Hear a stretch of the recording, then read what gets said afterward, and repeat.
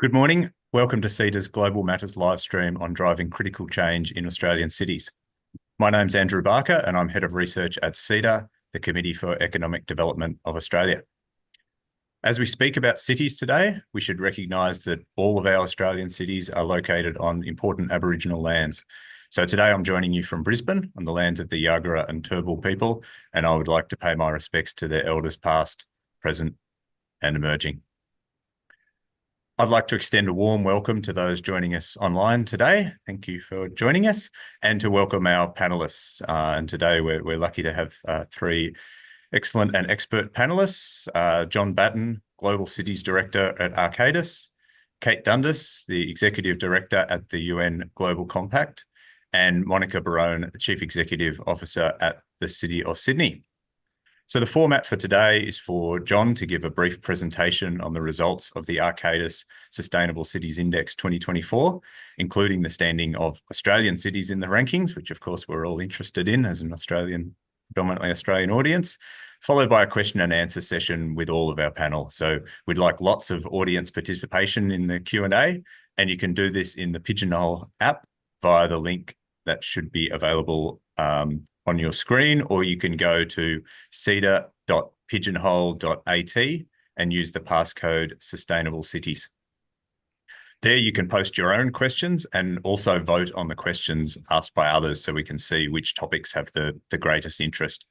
And you can put forward your questions at any time and we'll endeavour to answer as many as possible during the allotted time for our questions and answers.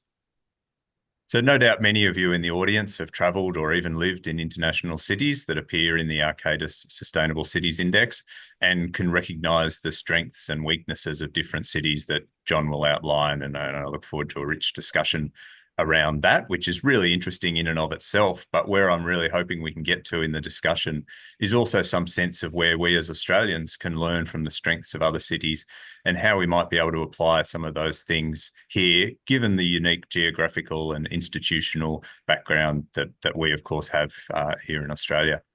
I'm really excited about this discussion. So to kick things off, I will pass over to you, John, as Global Cities Director at Arcadis, to give an overview of the Arcadis Sustainable Cities Index 2024.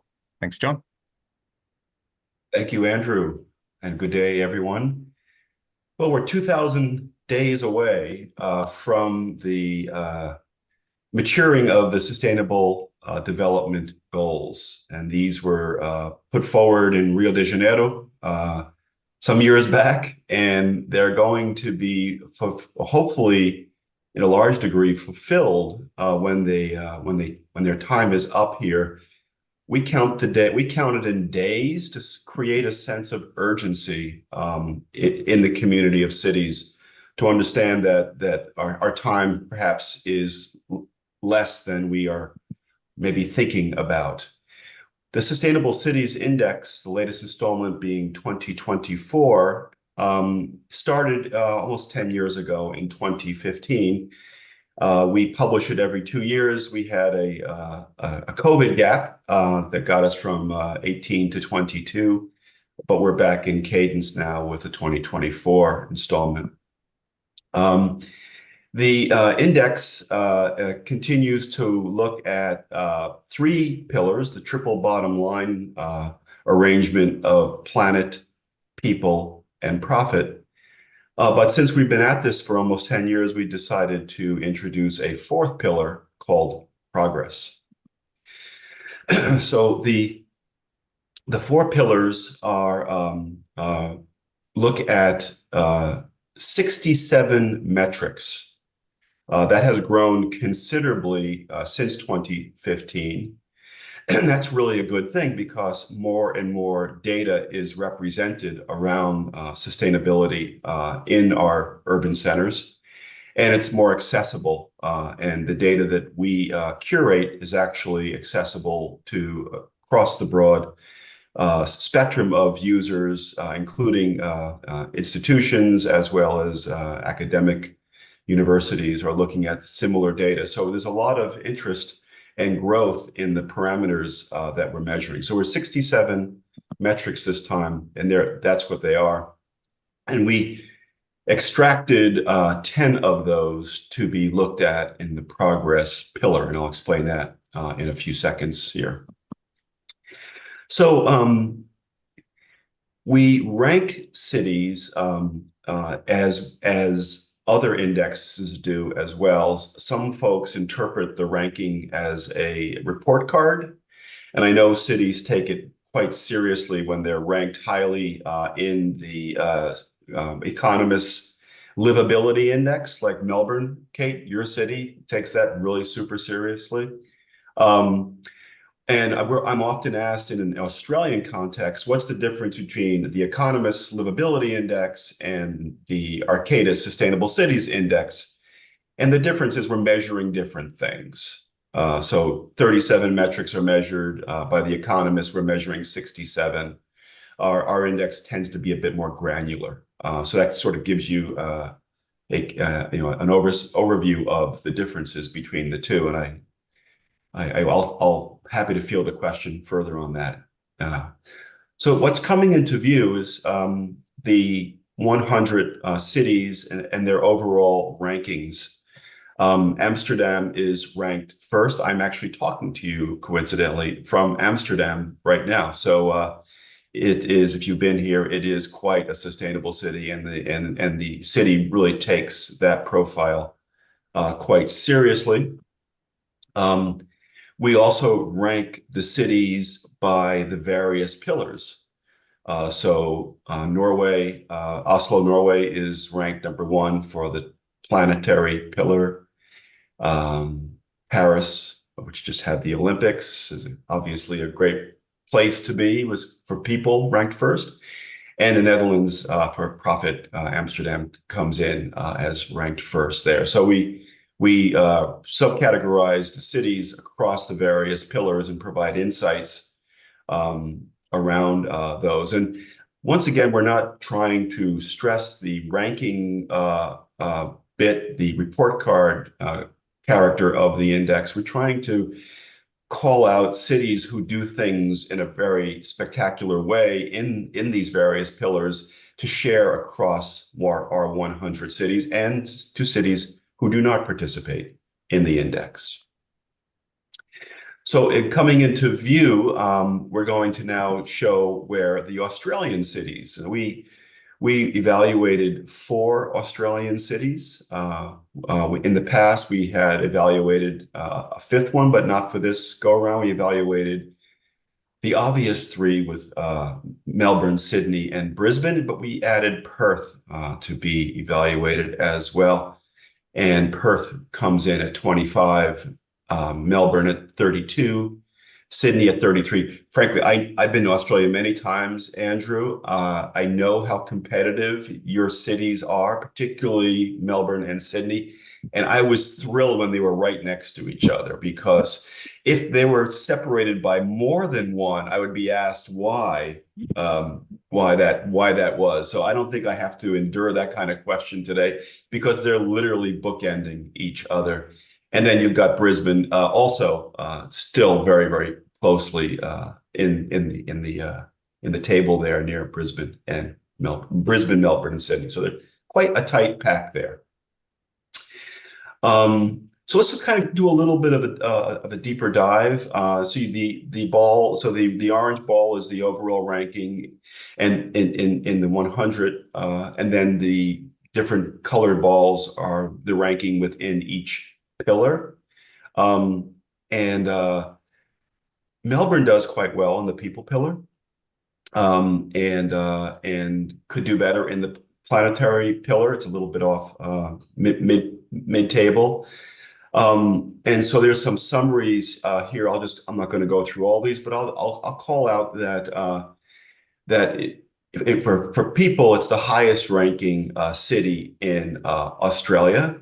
I think that's why it does well in the Economist Livability Index. So that's a really good outcome for Melbourne.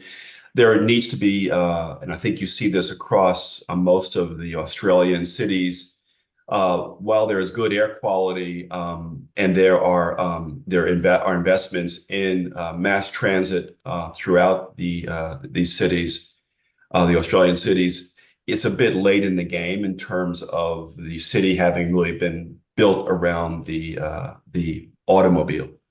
And so you see this also in American cities. So there's a big catch up of mass transit, public transit investments. There's a real movement in cities throughout the world to move from to green energy sources. And I think we're seeing that on display in our Australian cities, but we need to see, I guess, more progress in that space. And I know there's some investments there. So that's sort of a profile view of Melbourne. We'll go to Sydney next. And Sydney is right there next to Melbourne, as I said. Again, very, very high livability numbers in terms of, and I think many people recognize that Sydney is really a very desirable place to live, build a career, and raise a family. It has so many amazing attributes to it. It's a good place to operate a business, but it does have some challenging planetary issues that I know Monica will be addressing as well. There is more susceptibility to climate risk in Sydney than you see in the other Australian cities, but there is an ambitious climate plan that Monica will speak to, a resilient Sydney by 2050. So there's some real high level of awareness that Sydney is working on. And it's a good city like Melbourne to make a living. It has a good deployment of female work participation, which is great. And from a progress perspective, it was already starting out at a reasonable place. And we see progress sort of mid-table in terms of the Australian cities, which I'll explain in a minute here. And then we go to Brisbane, and soon to be very much in the minds of the world as it plans for the 32 games. It has a better planetary score, but a lower people score compared to Melbourne and Sydney. It has that's why it's ranking lower, because it has lower scores across those three pillars compared to Sydney and Melbourne. It is really a strategic opportunity for Brisbane in light of the upcoming games, which are 8 years out now, to really make some interesting investments in the city. And I think that since it will be the first games, which will be a zero climate impact result investment, I think there'll be some real considerations and hopefully some innovation that will be brought into the planning for the games to make them net zero or even positive games in the future. And I think that's quite exciting, and it's an exciting time to live in Brisbane. And then somewhat the anomaly, we got some questions, maybe some questions, Andrew, about Perth today. Why does it rank higher than Melbourne and Sydney? That's not usually the perspective of those two cities. I think it has to do with affordability. Perth is a more affordable city than those other cities on the East Coast. There is also an issue that it's a very good city for commercial businesses. So there's a large number of listed companies with high market capitalization and employment opportunities that benefit Perth. So it's a good labor market. It's a good career market, and it has more affordable opportunities to live there. So I think it's not uncommon when we see those kind of attributes in a city line up, that it does have an attraction factor to it. But happy to take more on that. It also started from a lower benchmark 10 years ago and to today. So it got a stronger progress result because it started out at a lower evaluation. All right, so my final slide here is what does it all mean to cities? We we rank the cities. We really curate a lot of metrics to evaluate the city's performance. We're looking at the progress line of cities. And there are really six distinct themes that this index in 2024 is really underlying. And I think these would be areas that we can explore on today. Is that I think cities are really needing to adapt to climate change and become more resilient cities. And you'll hear more on that topic because Australia is definitely moving in that direction. We must transition to renewable energies. This is both on the supply side as well as the demand side. And so we see a lot of investments in both, and it's important that we keep the eye on both, that we're decarbonizing our grid as well as introducing more energy efficient housing and transportation modes. So it's important to think both supply and demand there. Enhancing mobility infrastructure, you see massive investments in Sydney and Melbourne, and now in Brisbane in moving folks in mass rather than individual automobile approaches. It's a hard legacy to deconstruct.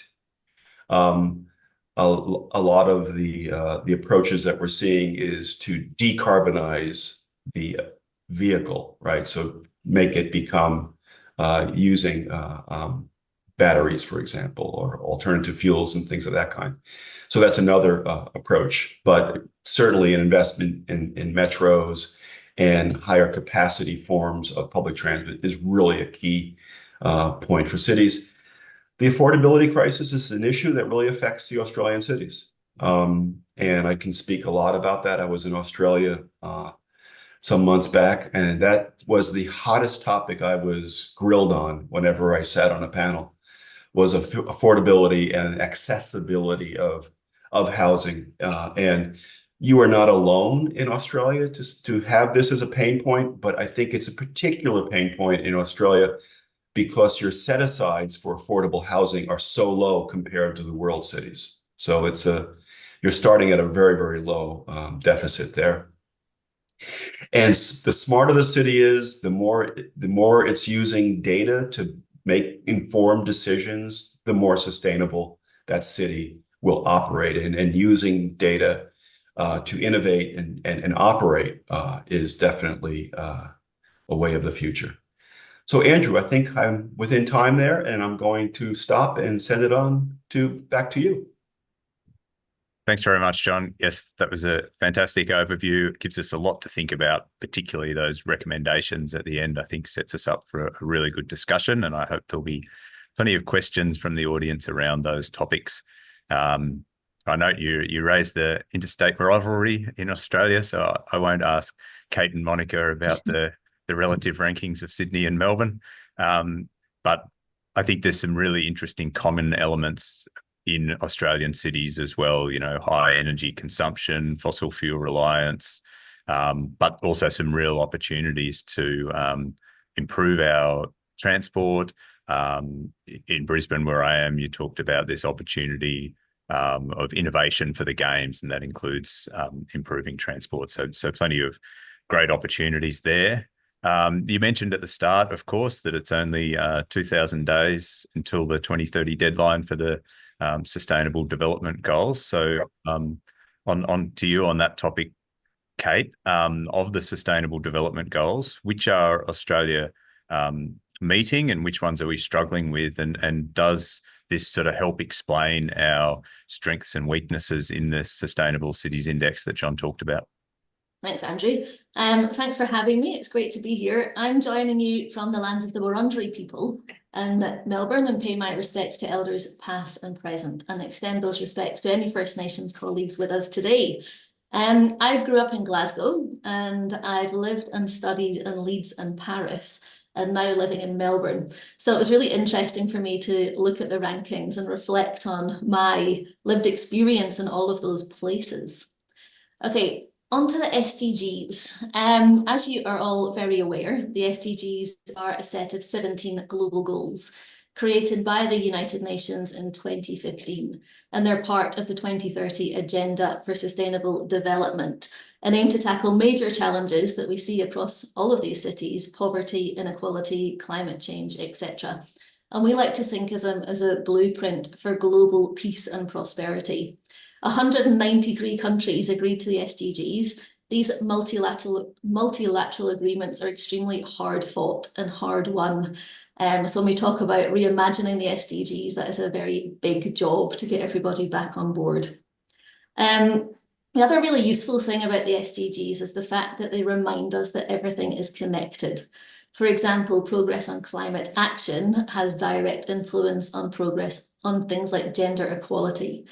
And the SDGs apply to every country, whether rich or poor, and the focus is on ensuring no one is left behind. So today, over half the world lives in cities. By 2050, that number is expected to reach almost 70%. Cities drive economic growth, but also face serious social and environmental issues, which I'll come on to shortly. Plenty of the SDGs are directly linked to cities: clean water, clean energy, decent work and economic growth, climate action, and cities have a huge role to play in achieving these goals because of their size and influence. And I am going to talk about Melbourne. Sorry, Monica. Melbourne has done really great work in localising the SDGs with a dashboard to track SDG progress and highlight areas needing more focus or investment. And that data is directly used to shape the council plan and annual budgeting. And the data is also available on the Open Data platform. So if any of you want to delve deeper or use the data to try and come up with some solutions, then it's all available. So there are things that we do well in Australia: health, education, economic growth. I work with hundreds of Australia's leading businesses in the role here at the Global Compact. And we're seeing private sector progress against the SDGs as something that the corporates are really driving. And we have non-financial disclosures. So corporates have to report against their non-financial risks from 2025. And I really hope that business transformation will see the private sector leading on the delivery of the SDGs and the flow-on impacts that will have in cities. So which SDGs is Australia struggling with? A few. SDG 13, climate action. Australia faces challenges in reducing greenhouse gas emissions, and we're still largely dependent on fossil fuels. We are a fossil fuel nation, one of the largest fossil fuel exporters. Extreme weather events are worsening, making climate policies more urgent. I was kept awake again last night with the wind in Melbourne. At a city scale, there's lots of opportunities. Decarbonising the built environment, retrofitting rather than building new. I'm sure many of you live in very leaky, old, cold, weatherboard houses. I couldn't believe, moving from Glasgow to Melbourne, the quality of the built environment and the quality of the buildings here. There's a huge opportunity to retrofit to reduce day-to-day energy use in the home, and also lots of opportunity for community power. SDG 15, life on land. Australia struggles, as we all know, with biodiversity loss, deforestation, and land degradation. Native species are under threat, and efforts to restore ecosystems haven't been enough. Something I'm really passionate about is connection to nature, and a huge opportunity for Australian cities to build more nature into our everyday experience, so that as individuals, we have an opportunity to experience nature, to connect with nature, and to remember that we are nature. We are one and the same, and we can't continue to have behaviours and day-to-day experiences that reduce and degrade nature. Another one, SDG 10, reduced inequalities, and John touched on this. We're a very wealthy country, and Australia deals with issues like income inequality, unequal access to services, especially in Indigenous communities. And in cities, we see this playing out with access to housing. SDG 12, responsible consumption and production. Waste management and resource use are huge challenges. Australia produces a lot of waste, including plastic, and needs to adopt more sustainable consumption habits. There's heaps of opportunity for this at a city scale. Circular economy precincts, thinking about how to keep materials at their highest value for as long as possible, repair markets, all of those things that you can do from a place-based perspective when it comes to more responsible consumption and production. So there's a couple of areas, Andrew, that we have, let's call them opportunities to improve. Thanks a lot, Kate, and thanks for clearly identifying some of those opportunities to improve sustainability of outcomes. Also coming back to the positives, you know, health, education, economic growth leading to stronger incomes. They're really positive things to get right, and we shouldn't lose sight of that. You talked a little bit about Melbourne, so I'll give Monica the chance to talk about Sydney now as the CEO of the City of Sydney. So as Australia's largest city by population, how is Sydney tracking against the city's own 2050 sustainability targets that John mentioned? And where do you see the biggest opportunities to do better, Monica? Thank you, Andrew. And here at the City of Sydney, we're on the land of the Gadigal people of the Eora Nation, and I too extend my respects. And I have to say, I might just start by saying how wonderful the index is and how incredibly useful it is. You know, even though I've read it and we've referred to it over the years, hearing John kind of outline the strengths and weaknesses is extremely helpful for city administration, who has an ambition to do a good job. And then hearing Kate speak and then drill down and using the Sustainable Development Goals as a way of understanding what our strengths and weaknesses are, and again where we could do more and where we're doing okay. All of those things are extremely useful for people like me and cities like the City of Sydney, who do have an ambition to achieve a sustainable Sydney, a city, and that's why our city plan is called Sustainable Sydney 2050. So to your question, though, I mean, I think I guess everyone in this room, everyone probably listening in, is very aware of, well, would be reasonably aware of how Australia is tracking against some really critical things that are going to need to be addressed if we're going to achieve a sort of sustainable future and achieve the targets that we have signed up to as a nation. We do know that progress against the transition to renewable energy is finally seems to be underway. And just yesterday there was a report released, and I think it was from the Climate Council, that just looked at each state and the percentage of energy that now is coming from renewable sources. And that was okay, a lot more to be done, but it was really wonderful to see some of the progress that has been made. And then, of course, we also have the issue of water and the work that's being done to, ensure that we have enough water resources. And I'll speak about waste in a moment. So to your question about how are we going, I think what I'd like to say is, and I'm sure most of the people in the audience will know that, Australia has a lot of local governments. So when you ask how is Sydney going, I'm going to answer that in two ways. I can tell you a little bit about how the City of Sydney is going, but that is only one of 33 local governments that look after Greater Sydney.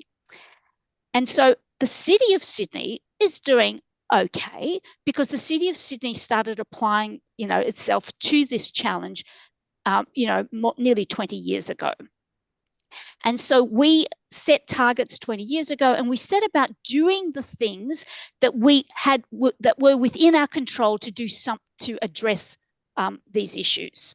So we set about reducing emissions. We set about by having a target, becoming carbon neutral immediately, buying 100% renewable electricity as soon as we were able, working, replacing all of our streetlights with LED. So we set about doing, putting in water recycling, putting in water tanks.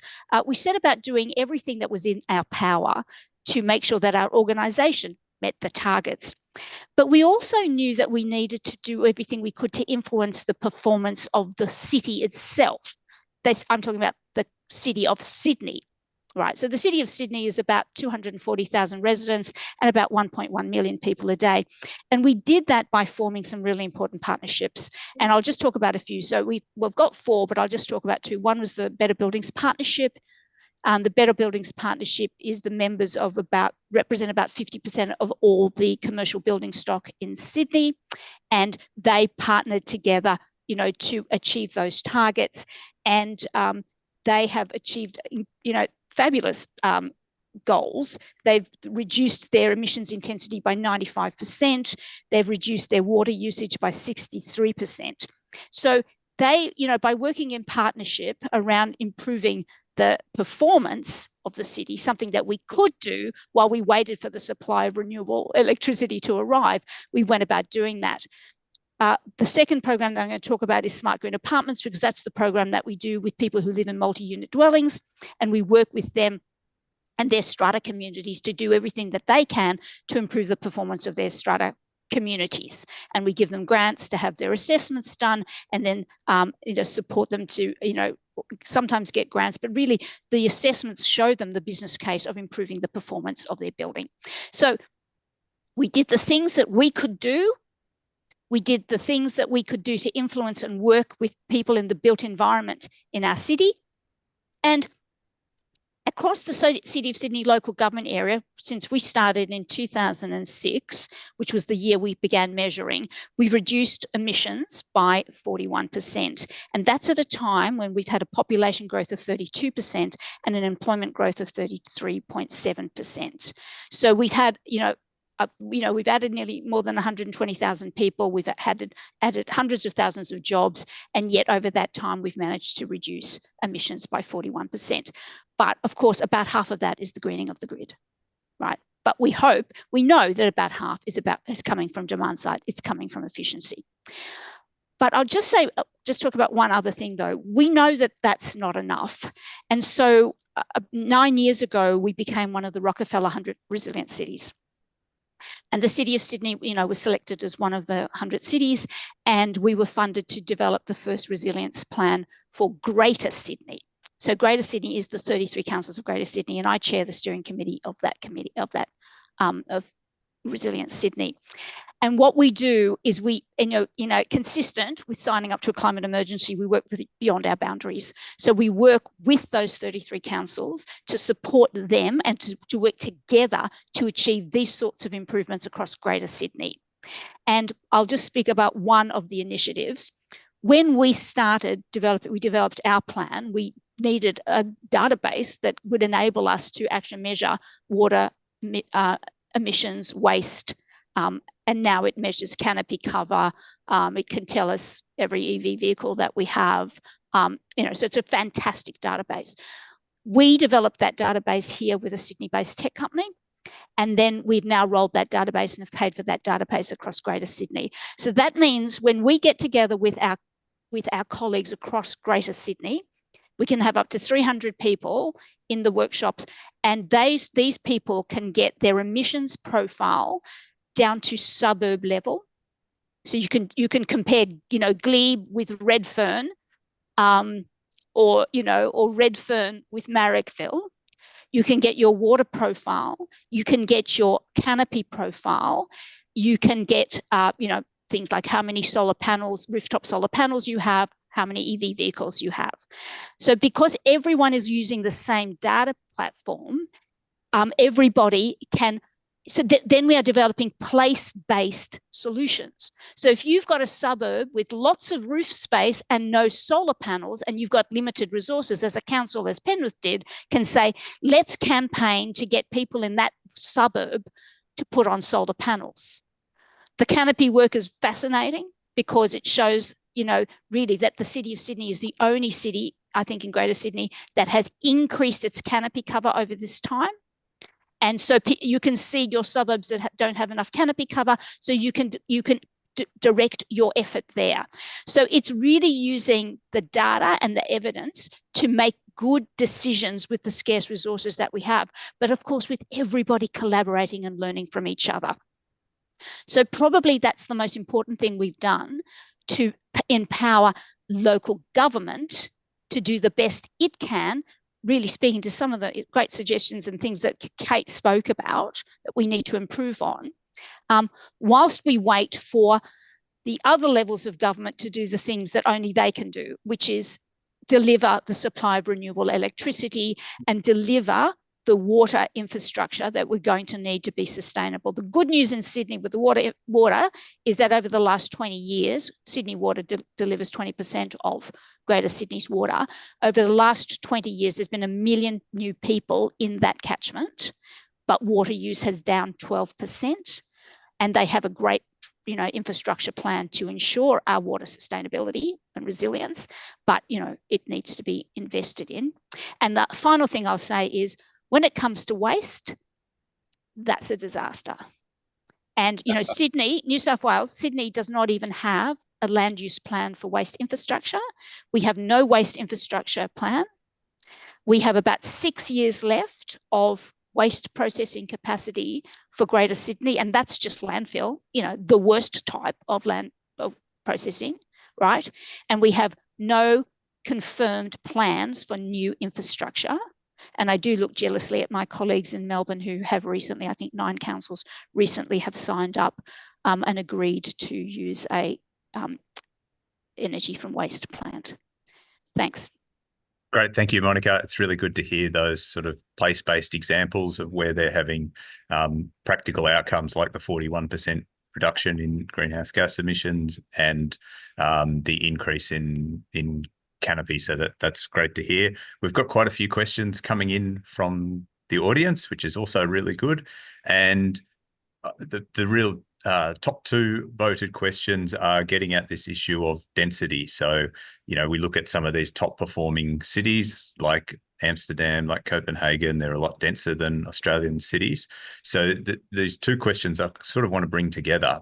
So on the one hand, how do we get sustainable transportation options like biking, walking, and public transport? Obviously, density helps you there. But the other question is, how can we ensure that increasing urban density doesn't come at the cost of affordability and quality of life? Do you want to start on that question, John?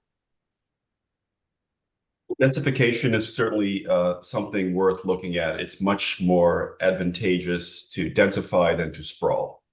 I think Kate gave some really good examples of how sprawl can affect biodiversity, can affect congestion and travel distances and push out infrastructure investment rather than densify or concentrate the investment.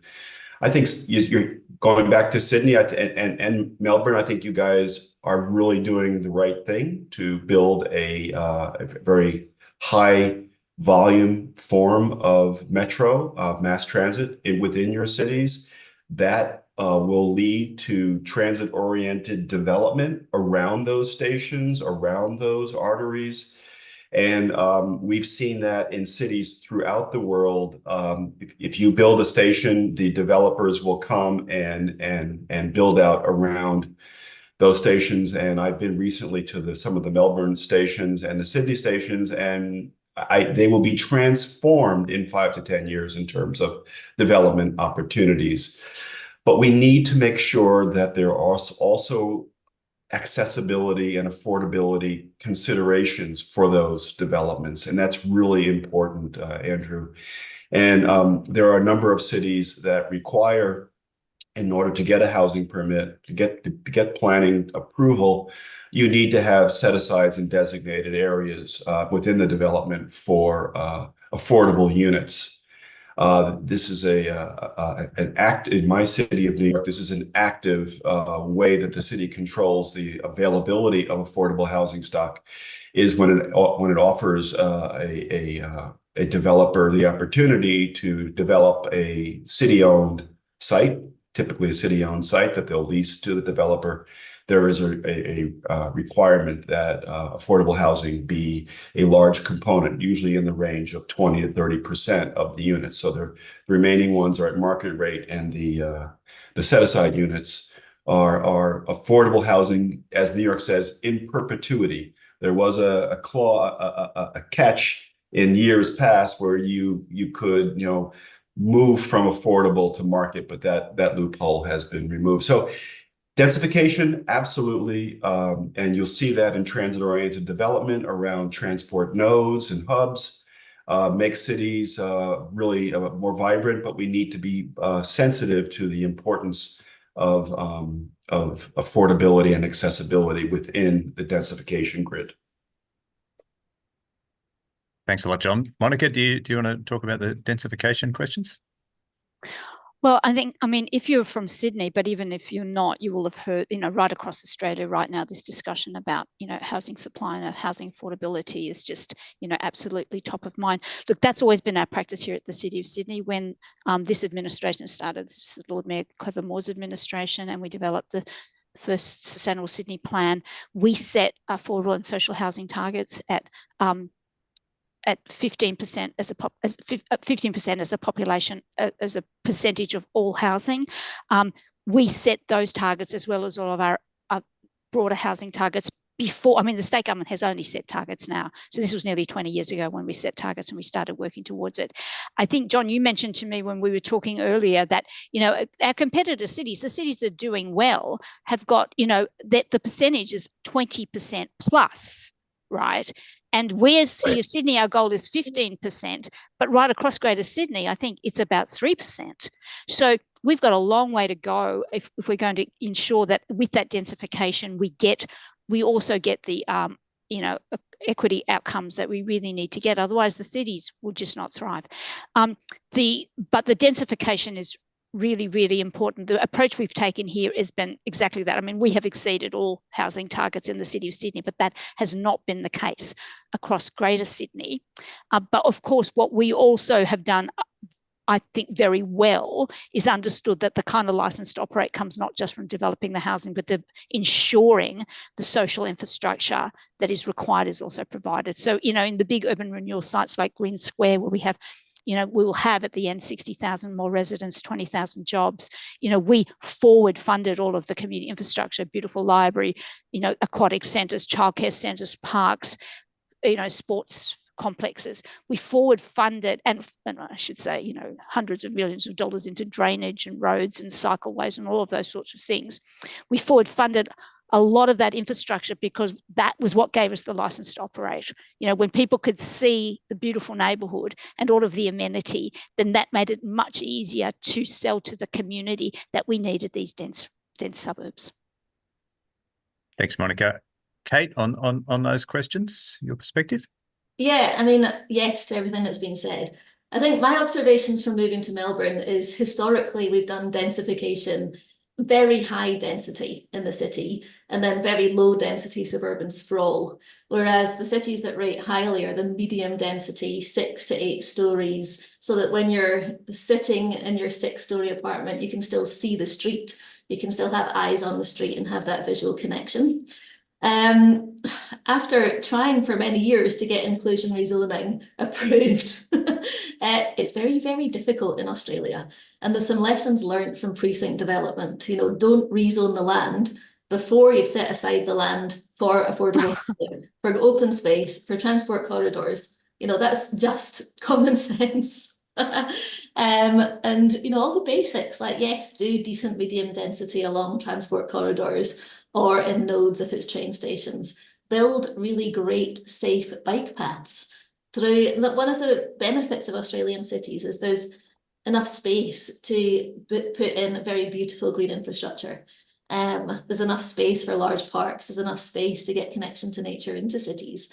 And weave active transport routes through those open spaces. And my policy recommendation would be to gift everybody an electric bike. Because as a behaviour change motivation to get people on active transport, electric bikes are a winner. Thanks, Kate. I think you've already got some way to answering the next really popular question, which is about what innovative solutions can Australian cities implement to address the housing crisis. And I think the point you raised, Kate, about medium density development having a real opportunity to be win-win. You can see what other cities do, we just don't do it. Inclusionary zoning is a no-brainer. Every new development site should have 20 to 30% set aside for low-income affordable housing in perpetuity. You don't, like New York does, you set it aside for the long term. We don't do that.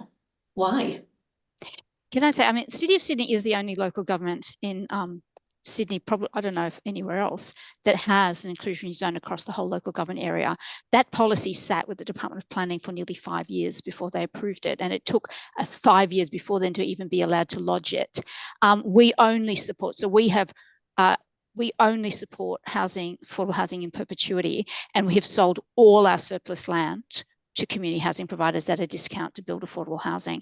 So that gets us about 30-40% to our target, but it doesn't get us there because the big sites, which are the transport-oriented development, others do not belong to the City of Sydney. They're with the state government. And even though, Kate, as you say, and I love hearing it, I mean, this is a no-brainer. I mean, I've been campaigning for getting everyone in Sydney to have an inclusionary zone across their whole local government area.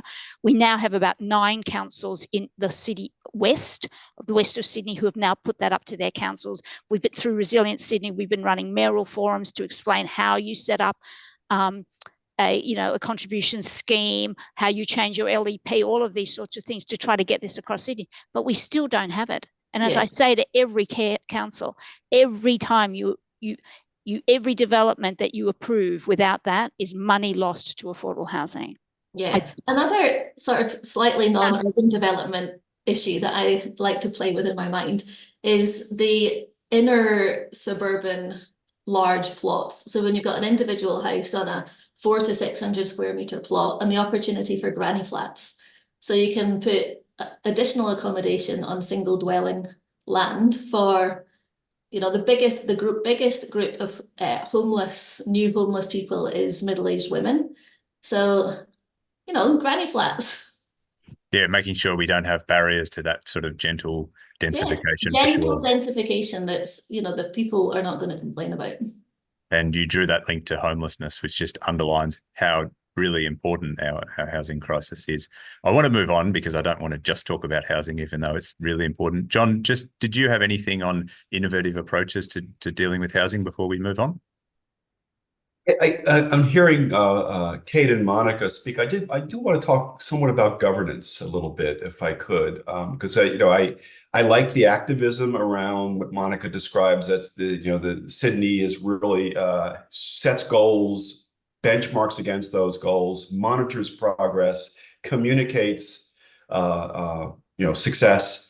I think those are really important, and I think that cities that have real set-aside sustainability plans with appropriate support and leadership and political will backing up those plans will get us into areas of innovation and new ways of thinking to embrace more sustainable cities and address issues like inequality and address issues such as biodiversity, which are not always at top and center topics for our governance systems. And I think it's important that a sustainability plan, which looks at the full profile of the SDGs, and as Kate described them, they're very, very broad, because sustainability is not just a single or two issue puzzle to address. It is an abstract puzzle with lots of moving parts. So I think political will, I think strong governance. I know the bicycle active transport lanes in Melbourne has been a political football, right? Chamber of Commerce doesn't want it. City Hall is not sure if that they should be there or not. In New York City, where I live, or in Amsterdam, where I'm currently right now, active transport reigns. If you don't like the fact that there's going to be a bicycle lane coming down your street in the next 6 weeks, get over it, because that's what's going to happen. But we do see backsliding on political will in New York City because the governor of New York decided not to implement congestion pricing, which was a part of New York City's sustainability plan. And so, there's no perfect governance model out there, Andrew, but I think, and to make cities more livable and sustainable, I think we really need to have a very active form of governance on these issues. And as an economist, we always like these pricing approaches, like congestion pricing, that then provides an incentive for people to go other ways or to pay the cost. So it's disappointing when the political will's not there. There's a question that goes to prioritisation, and coming back to the recommendations that you talked about. John, around adapting to climate change impacts, transition to renewable energy. We've talked about the affordability crisis, but also spurring on digital and technological innovation. Which of the recommendations do you think would have the biggest impact on our sustainability ranking in Australian cities? Start with you, John. Decarbonization. Decarbonization of the supply into the cities, as Kate really pointed out. Australian cities are very much driven by the availability of fossil fuels in your continent. You are an exporter of those around the world, and so they're readily attainable to run. I think so. Transitioning there and really committing to the retrofitting, as I think Monica mentioned, around decarbonizing existing structures, putting incentives and building codes in place to make those supply chains more sustainable. So number 2 and 3 are closely related, and I think that is the area that Australian cities need to turn up the volume. And for number 4, enhancing mobility infrastructure, and I think you folks are already on that course. I would sustain the course, but I would make more urgent number 2 and 3 to decarbonize the cities of Australia. So just to drill down on one of those points, because we also have a question around this, which is around policies to encourage green building practices, so to improve building energy efficiency. But, is there a tension there with it? It might be more expensive up front to build something that's more energy efficient. Is there a tension there with the housing challenges we spoke about? Still directed at me, Andrew? Yeah, you start, and then I'll pass on to Kate and Monica. Okay, yeah. There is no question that retrofitting is an expensive proposition, and it will be realized in improved operation over the course of time. So it will have upfront intensified capital outlay, and over the course of the life of the facilities, then they will be you'll achieve efficiencies and cost reductions. And that, I think, that needs to be baked into the retrofitting plan for existing structures. But I also want to point out that there are interesting laws being put on the books in cities, Paris, New York, which will fine owners and operators of particularly larger buildings that don't make those investments. And those I think we need to have what I would describe as carrots and sticks. I think that there needs to be incentives for developers, maybe tax abatements or some form of incentivization to make these decarbonization investments. But at the same time, if they don't do them, I think there also need to be some some sticks that are put forward, particularly in respect to fines. So strong policies that decarbonize cities. There's a lot of good examples out there actively in place in Scandinavian cities, European cities, and now beginning to move in my city in New York. It goes into effect next year, 2025. Yeah. So incentives are important. Kate, did you want to talk about energy efficiency? Yeah, we have net zero targets legislated.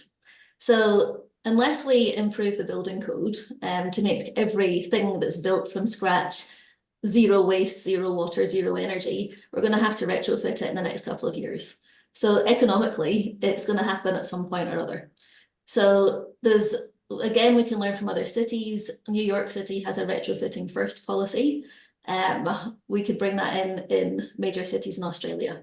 We've got 3.2 million underperforming homes in Victoria that have extreme negative impacts on health outcomes.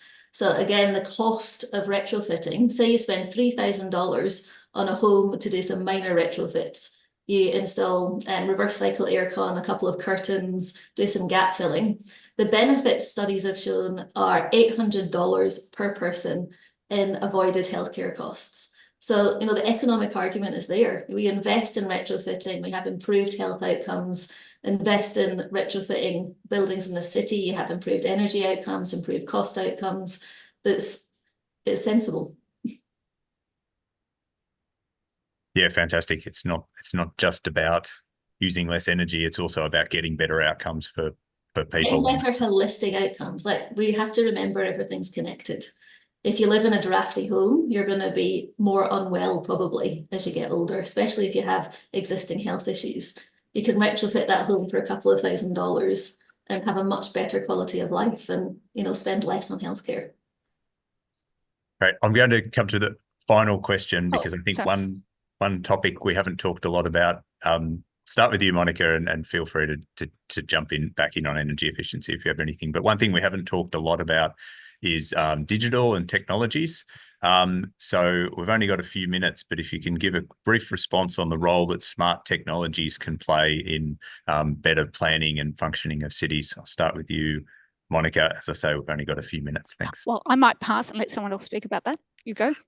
I can jump in. I think it's an evidence base, right? So you can make decisions based on evidence. So if you're collecting data from anything, how people use the cities, how people move around, the choices people make, you can use that data to better inform policy, which is what the City of Melbourne are doing with their SDG, localising the SDGs. They're using that data to then inform policy in the council plan. So if I jump in now, and it sort of is answering the previous question and this question. So after this meeting, my next meeting is with the staff in the organisation from our sustainability team, because we've got now the results of a study that we've done into electrification. So we need to understand, you know, how we're going to get people off the gas cookers and gas heating and those sorts of things. And so this study will show us, you know, it's got 3 different types of housing, you know, multi-unit, sort of medium, you know, sort of walk-ups and single dwellings, and looks at, you know, what would need to be done and what the costs would be to be able to get that electrification. And of course, it also looks at the supply of the electricity. So so this is something that we need to, you know, really understand, so that we can understand what the costs are, so then we can understand what the sort of policy settings need to be. What are the things that can change that will incentivize this, and what are the things that, you know, maybe will not happen without subsidies and those sorts of things. And that's the purpose of this report. But then to your question about the use of technology, of course, it's the, you know, it's the sort of, you know, and I've forgotten the term, which is why I paused for a moment, you know, it's the management systems that, you know, look at how, you know, it's the demand management systems that then also have to be designed in so that you get maximum, you know, efficiency and out of any of this investment. And so these are the things that technology brings to us, right? The opportunities to find the most efficient way of using the, you know, the link between your solar panel, your car battery, and the grid. Yeah, fantastic. Thanks, Monica. John, you've got 1 minute for a final response on technology. Well, data and technology, I mean, I think the Sustainable Cities Index is a great example of how data is being used to provide guidance and benchmarking opportunities for cities to progress in the space of sustainability. And the more that we use data to inform, you know, decisions and data-backed decision-making and policy-making, the better.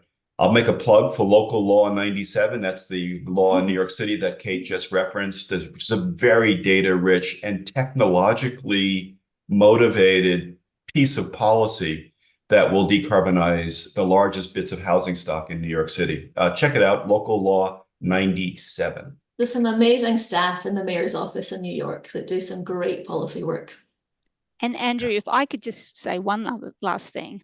When you asked about the top 6, I just want to say that I think if we don't address the affordability crisis, we lose the license to operate.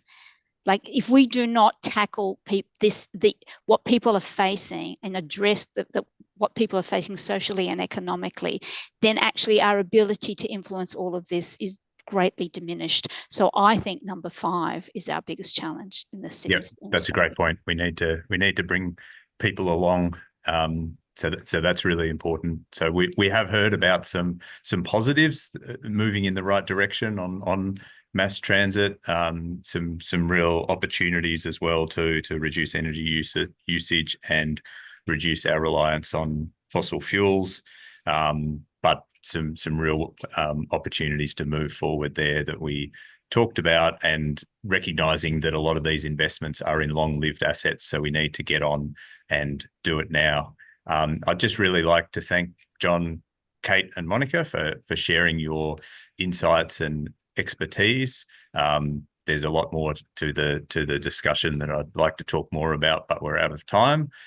For the audience, please take a minute before you log off Pigeonhole to provide your feedback and rate today's discussion. And I'd also like to thank you, the audience, for your time and participation in the discussion, and remind you all that the discussion's been recorded, and you'll receive a post-event email with a link to the recording of today's discussion and link to the Sustainable Cities Index report, which will also be available on CEDA's website in approximately 1 week.